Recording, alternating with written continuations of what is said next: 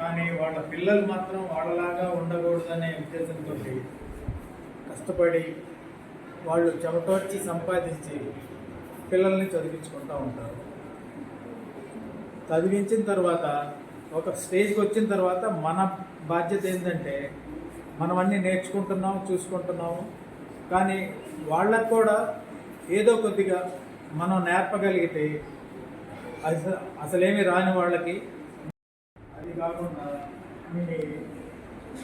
ఇలా చదువు రాని వాళ్ళంతా ఇప్పుడు నిరక్షరాస్యత అనేది అక్షరాస్యత మన చాలా తక్కువగా ఉన్నాం. అంటే మిగతా స్టేట్ అయితే కొద్దిగా ఆటం టైర్లో ఉన్నాం మన ఇండియాలో. కష్టమే కాబట్టి మనం ఏం చేస్తాం, రోజుకు ఒక కష్టం. అమ్మ నాన్న బజార్ నుంచి రాగానే మనం ముందు పెడతాం ప్రేమ, ఆప్యాయత, అభిమానం. రాదు అవి కూడా వస్తే ఇంకొక కష్టం. ఇలా మనం వాళ్ళని ప్రోత్సహించాలి, ఒప్పించాలి. వాళ్ళ కష్టమే, కానీ నేను ఏమేమి పంపిస్తుంటారు.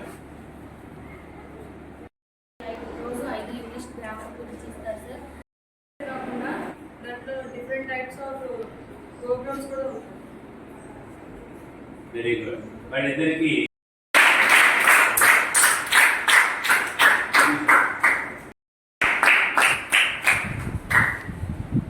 పిల్లలు, మీకు అందరికీ అభినందనలు, శుభాకాంక్షలు. మీరు ఈరోజు తీసుకున్న నిర్ణయం చాలామంది జీవితాల మీద ప్రభావం చూపించడమే కాకుండా మన దేశానికి చాలా ఉపయోగపడే కార్యక్రమంలో మీరు పాల్పంచుకుంటారు. మొదటిగా విద్యార్థి వికాస్ వారి గురించి శశాంక్ జర్నలి కొద్దిగా పరిచయం చెప్పారు. యాక్చువల్గా 1913లోనే రిటైర్ అయిన తర్వాత బిఎస్ఎన్ఎల్లో ఒక ఆఫీసర్గా 2013లో రిటైర్ అయిన తర్వాత 2014 నుంచి విద్యార్థుల కోసం మేము చాలా కార్యక్రమాలు చేయడం ప్రారంభించాం. దానికి మెయిన్ కారణం ఏమిటంటే మన ఆంధ్ర ప్రాంత విద్యార్థులు మార్కులు బాగా తెచ్చుకుంటారు, కానీ ఉద్యోగాల పోటీలో నిలవలేక. ఇప్పుడు ఏమిటంటే మీకు ఇక్కడ టీచర్ సహాయంతో నోట్సులు అవి చదివి పరీక్షల్లో మార్కులు వస్తాయి, కానీ ఉద్యోగాలు వచ్చేసరికి మీకు పోటీ పరీక్షలని, ఇంటర్వ్యూలని, సెలక్షన్ అని ఇదంతా ఉంటుంది. అది ఉన్నప్పుడు ఏమవుతుందంటే ఇలా ప్రభుత్వ పాఠశాలలో చదివిన పిల్లలకి అవకాశాలు తక్కువైపోతాయి. ఎందుకు, చదువుకున్న కుటుంబాలలో పిల్లలకి వాళ్ళ తల్లిదండ్రులు నేర్పుతారో డబ్బులు పెట్టి కోచింగ్ తీసుకుంటారు. కానీ దీనికి అవకాశాలు లేకపోవటం వలన అందులో ముఖ్యంగా గ్రామీణ ప్రాంతంలో విద్యార్థులకి, ఇలా వెనకబడిన మూల గవర్నమెంట్ స్కూల్స్లో ఉన్న విద్యార్థులకి కొంచెం అవకాశాలు తక్కువైపోతాయి.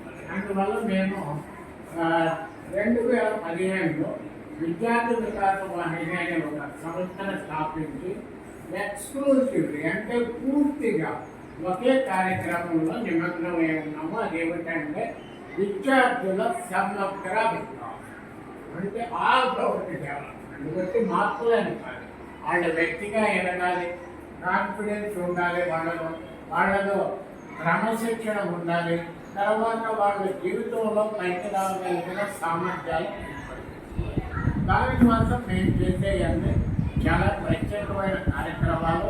ముఖ్యంగా ప్రైవేట్ స్కూల్స్లో పిల్లలు చాలామంది మీ తల్లిదండ్రులు కూడా అబ్బాయి ఇంజనీర్ అవ్వాలి, డాక్టర్ అవ్వాలి అని అంటారు. అది ఒక రకంగా చాలా సంకుచితమైన ఆలోచన, అంటే చాలా షార్ట్ సైడ్. యాక్చువల్గా మీకు తెలియని విషయం ఏమిటంటే మొత్తం సమాజంలో ఉన్న ఉద్యోగాలు, వృత్తుల్లో ఇంజనీర్లు 5% మంది ఉంటారు, డాక్టర్లు 1% మంది కూడా ఉంటారు, 6% మంది ఉంటారు.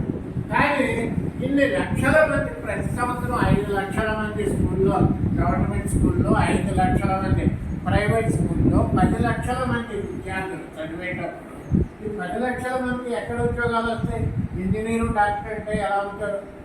కానీ అది 5 ఇది ఒక 1%. 6% పోగా 44% వేరే ఉద్యోగాలు ఉన్నాయి. వాటి గురించి సరైన అవగాహన పిల్లలకి తల్లిదండ్రులు కలిగించడం, ప్రైవేట్ స్కూల్లో కలిగించడం. అందువల్ల మేము ఈ కార్యక్రమాల్లో క్యాడెట్ కౌన్సిల్ మన స్కూల్లో కూడా చేసాం 2-3 సార్లు. ఇక్కడ మన మాస్టర్ రవికుమార్ గారికి నేను ఎంత రుణపడి ఉంటానంటే, మేము చేసిన మొట్టమొదటి విద్యార్థుల వ్యక్తిగత వికాస కార్యక్రమం 2015 జనవరిలో జీడీటీ హై స్కూల్లో చేసాం. ఆ మాస్టరే కోరిక మీద. తర్వాత అదే స్కూల్లో ఆ సంవత్సరం పిల్లలకి ఇంగ్లీష్ నేర్పడం, జనరల్ నాలెడ్జ్, కాంపిటేటివ్ ఎగ్జామినేషన్ గురించి అవగాహన కలిగించడం. ఆ సంవత్సరం మా స్కూల్ నుంచి 8 మంది పిల్లలు తెలుగులో, అంటే మా క్లాసులు అటెండ్ అయిన 8 మంది పిల్లలు తెలుగు ఐటీలో ఇంజనీరింగ్ సీట్లు సంపాదించారు. అంతటి అంకిత భావం కలిగిన హెడ్ మాస్టర్ రవికుమార్ గారు. వారు మీకు హెడ్ మాస్టర్ వల్ల మీకు చాలా అభినందనలు. ఇప్పుడు ఈ కార్యక్రమానికి వచ్చేసరికి ముఖ్యంగా మీ పాప చెప్పింది, మేము అందరూ పిల్లల్ని engineering, medical orientation, JEE, NEET అనే స్లోగాన్లతో ఆకర్షిస్తూ ఉంటే, మేము ప్రభుత్వ ఉద్యోగాలు సంపాదించుకోవటం ఎలా, లేదా ఉద్యోగాల్లో ప్రైవేట్ ఉద్యోగాలు కూడా తేలిగ్గా సాధించడం ఎలా అనే దానికోసం ప్రతి ఉద్యోగాల్లోనూ ఇంటర్వ్యూ, కాంపిటేటివ్ ఎగ్జామినేషన్స్లో ఉండే సబ్జెక్టులు కొన్ని ఉంటాయి. మొదటి జనరల్ నాలెడ్జ్, రెండోది ఇంగ్లీష్. ఎందుకంటే పరిపాలన, విజయ వ్యవహారాలన్నీ ఇప్పటికీ ఇంగ్లీష్ చూడాలి. మూడోది కొద్దిగా మ్యాథమెటిక్స్, రీజనింగ్ అని ఉంటాయి. దాని గురించి ఎప్పుడైనా చెప్తాను. ఒక్కొక్కసారి మ్యాథమెటిక్స్ మీద కొంచెం ఎక్కువ బ్యాంక్ ఉద్యోగాలు వాటిల్లో ఎక్కువ ఉంటాయి. కానీ ప్రభుత్వ ఉద్యోగాల్లో ఉపయోగపడే మాత్రం ఒకటి ఇంగ్లీషు, జనరల్ నాలెడ్జ్తో పాటు మీ వ్యక్తిత్వం, అంటే మీరు వ్యక్తిగా పర్సనాలిటీ మీరు ఎలా ఉండాలి, రాసరచన చేయగలగా, నాలాగా మాట్లాడగలరా. మేమందరం ఆ మాస్టర్, నా ఫ్రెండ్, మేమందరం గవర్నమెంట్ స్కూల్స్లో చదివించినాడు. ఆ ఎక్స్పీరియన్స్ మీద గవర్నమెంట్ పిల్లలకు, గవర్నమెంట్ స్కూల్ పిల్లల కోసం చేయండి. నేను అమరపేట హై స్కూల్లో 1970 వరకు 63 నుంచి ఉత్తమ విద్యార్థులు, స్కూల్ బెస్ట్ బోర్డు. దాని తర్వాత నేను 25 పైసలు ఖర్చుతో ఉద్యోగం సంపాదించాను. ఒక్క 25 పైసల మాత్రమే నేను ఉద్యోగాలు సంపాదించుకోవడానికి ఆ 25 పైసలు ఏమిటంటే ఒక పోస్టల్ కవర్. ఒక పోస్టల్ కవర్తోనే ఉద్యోగం వచ్చింది అంటే మీరు ఆలోచించండి. అది కూడా ప్రభుత్వ ఉద్యోగం. నాకు ఇప్పటికీ గుర్తుంది. ఆ కవర్ కూడా నేను ఇక్కడ గాంధీ నగరం కొత్త తెల్లో పోస్ట్ డబ్బాలో వేసే ప్రభుత్వం పిలిచిన అంటే ఆ రోజుల్లో ఉద్యోగాలు మార్పులను బట్టి ఇచ్చేవాళ్ళు. ఇలా కాంపిటేటివ్ ఎగ్జామినేషన్స్, ఈ పోటీ ఇంటర్వ్యూలో ఇంకా కానీ ఇప్పుడు చాలా పోటీ ఎక్కువైపోయింది. దానికి కావాల్సిన చాలా వరకు తరఫీలు మా సంస్థ తరఫున మేము గవర్నమెంట్ స్కూల్స్లో చాలా మంది ఇస్తున్నాం. అందులో డైలీ క్విజ్ ప్రోగ్రామ్, మీకు ఎన్ఎల్ఆర్ఐ ఇంప్రూవ్ చేయడం కోసం ప్రతిదినం జీకే ప్రోగ్రామ్ ఇస్తున్నాం. ఒక ఇంగ్లీష్ లెసన్ కూడా ఇస్తున్నాం. మీరు ఆన్సర్ చేసినా చేయకపోయినా మరుసటి రోజు ఆన్సర్ చూసుకుంటారు. అది ఆన్సర్ చూస్తే ఎక్సర్సైజ్ మీరు కంపేర్ చేసుకుంటే ఇంగ్లీష్ కూడా ఇంప్రూవ్ అవుతుంది. ఎప్పుడైనా అప్పుడప్పుడు మా సంఘంలో సభ్యులు చేత మీకు కొంచెం మ్యాథమెటిక్స్ టెక్నిక్స్ అవి కూడా ఎప్పుడైనా నేర్పిస్తాం. మ్యాథమెటిక్స్ ఎందుకంటే మీకు టీచర్లు ఉంటారు, ఇవన్నీ నేర్పుతారు. కాకపోతే కొంత దాంట్లో క్లారిటీ చేసి తేలిగ్గా ఎలా నేర్చుకోవాలనే దానికి కూడా కొన్ని పద్ధతులు ఉంటాయి. అయితే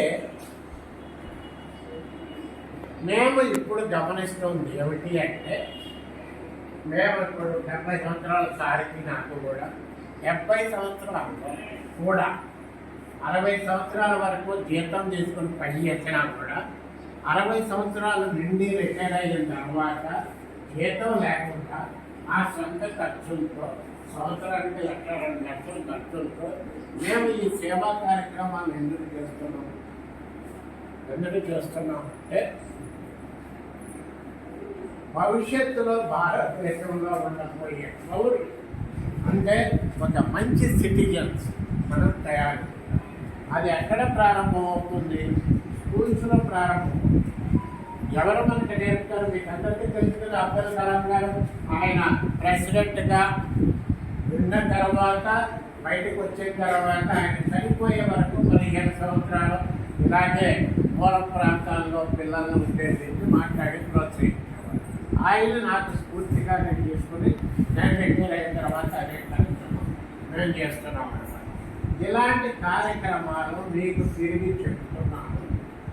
మీరు చాలాసార్లు బాధపడవచ్చు, ఏది ఆ తల్లిదండ్రులు చదువుకోలేదు, నేను గవర్నమెంట్ స్కూల్స్ చదువుతున్నాను.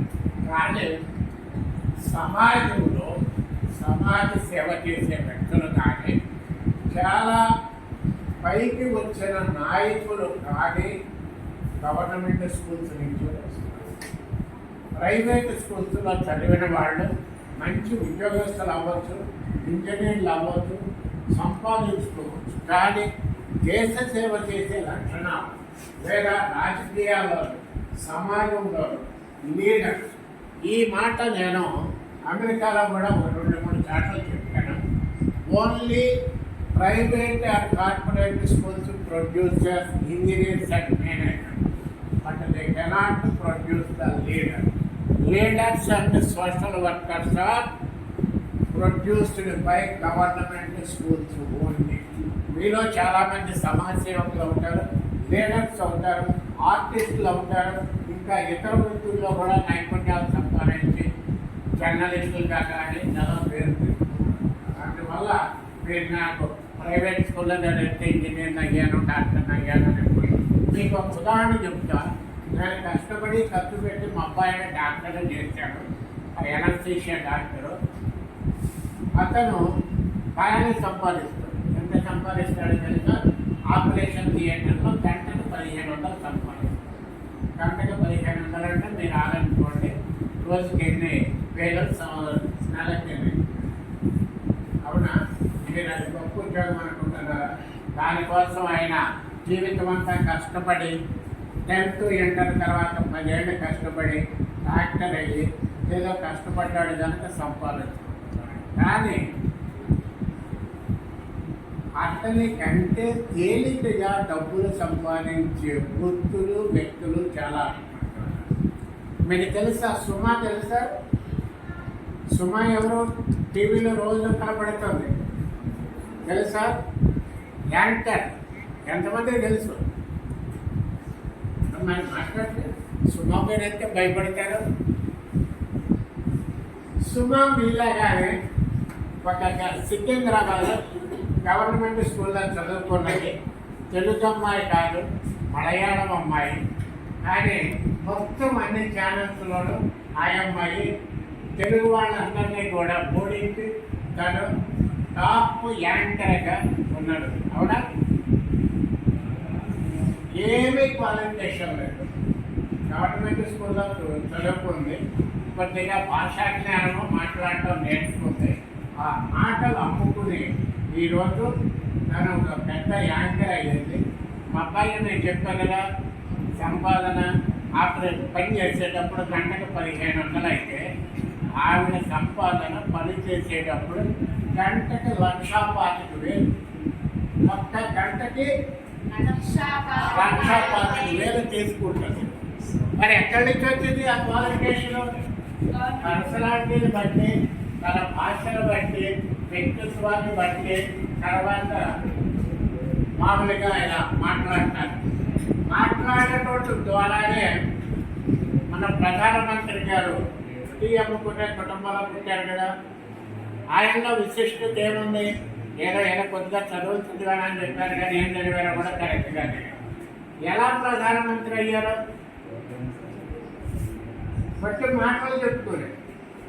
మాటలు చెప్పడం ద్వారా లీడర్ అయ్యారు. లీడర్ అవ్వడం, చక్కగా మాట్లాడటం, భాషా చాతుర్యం, వాక్చాతుర్యం, ఉపన్యాసాలు చెప్పడం ద్వారా ఒక దేశానికి ప్రధానమంత్రి అయ్యారు. ప్రపంచంలో దేశాలు ఉన్న లీడర్స్ అందరిలో కూడా ప్రసిద్ధి చెందిన ప్రధానమంత్రి మన ప్రధానమంత్రి. ఎవరికీ లేని గుర్తింపు. అందువల్ల దీనికి కావాల్సింది మెయిన్గా వ్యక్తిత్వము, ప్రపంచ జ్ఞానం. ప్రపంచ జ్ఞానం వ్యక్తిత్వం ఎలా వస్తుందంటే చదువు ద్వారా వస్తుంది. ఆ చదువు అంటే టెక్స్ట్ బుక్లే కాదు, దాంట్లో పాటు ఇదిగో మేము ఇవ్వబోయే ఎలాంటి పుస్తకాలు, జర్నల్ పుస్తకాలు చదవాలి. కానీ ఈ పుస్తకాలు చదవాలంటే వాళ్ళకి ఏం కావాలి? మాస్టర్ కావాలి. చదువులు తెలియాలి, రాయటం తెలియాలి. ఇప్పుడు మనం అదృష్టవంతులు, ఇందాక చెప్పారు. కానీ వాళ్ళ తల్లిదండ్రులు ఎంతమందికి చదవటం రాయటం వచ్చు?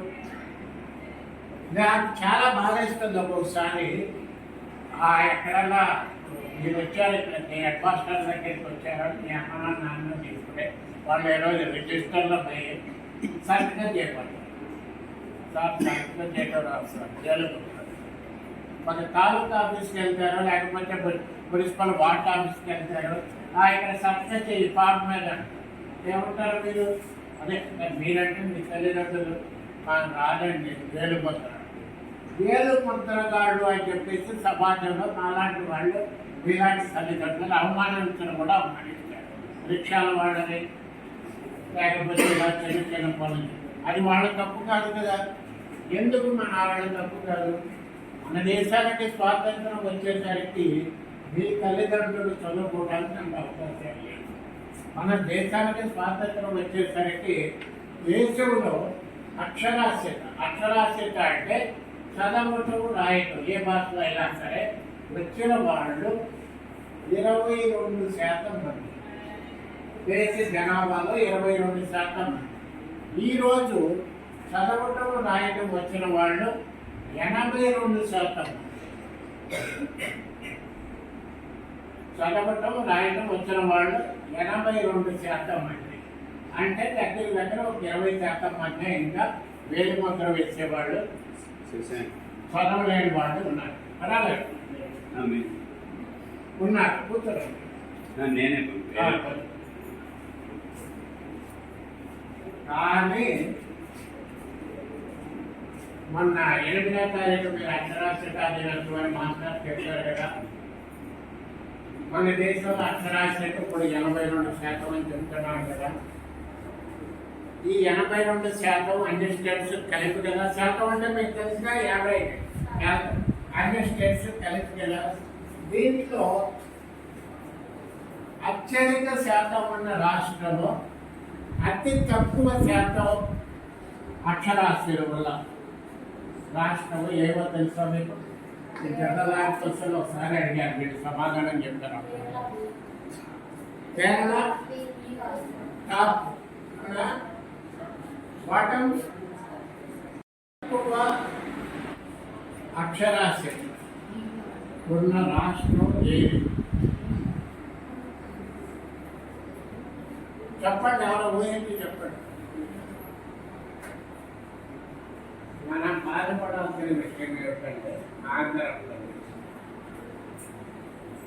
ఇప్పుడు లాస్ట్ ఇయర్ సర్వే ప్రకారం కూడా మినిస్ట్రీ ఆఫ్ ఎడ్యుకేషన్ సర్వే ప్రకారము మన రాష్ట్రంలో అక్షరాస్యత 72.2%.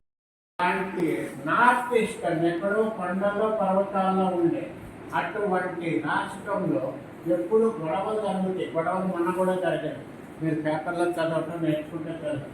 ఆ రాష్ట్రంలో కూడా పూర్తి అక్షరాస్యత అంటే 100% కాకపోయినా 95% దాటి అక్షరాస్యత ఉంటే కానీ పూర్తి అక్షరాస్యత రాష్ట్రంగా గుర్తిస్తారు. అంటే ఇంకా మన రాష్ట్రంలో చాలా మంది స్కూళ్ళకు వెళ్ళట్లేదు, నేర్చుకోవట్లేదు, చదవట్లేదు.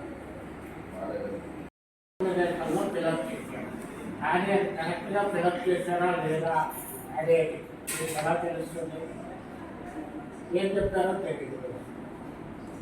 ఎందుకంటే ఎగ్జాంపుల్ చెప్తాను. నేను నాగపూర్లో ఉండేటప్పుడు మా నాన్నగారిని హాస్పిటల్కి తీసుకెళ్ళాను. కన్ఫర్మ్ చేసుకున్నాక పిలుస్తారు. తర్వాత 6 నెలలు అయిన తర్వాత అప్పుడు ఈ మళ్ళీ టెస్ట్ పెట్టి వాళ్ళకి అంటే చదవటం రాయడం వస్తే 2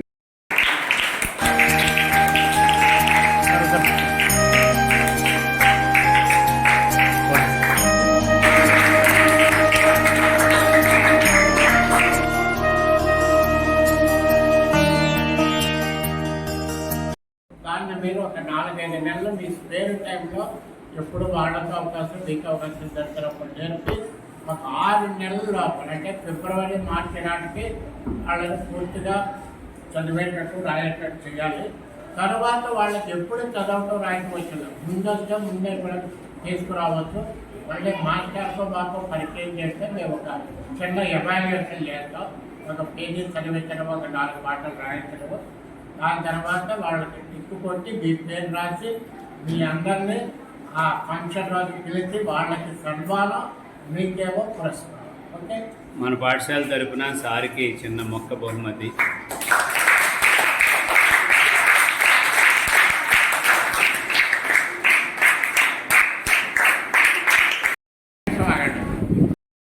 పూర్తి చేసి ఆ తర్వాత ఈ తీసుకెళ్ళి వాళ్ళు ఏం నేర్పాలి ఏంటి అని చెప్తారు. అది అలాగే చేరుకోలేదు.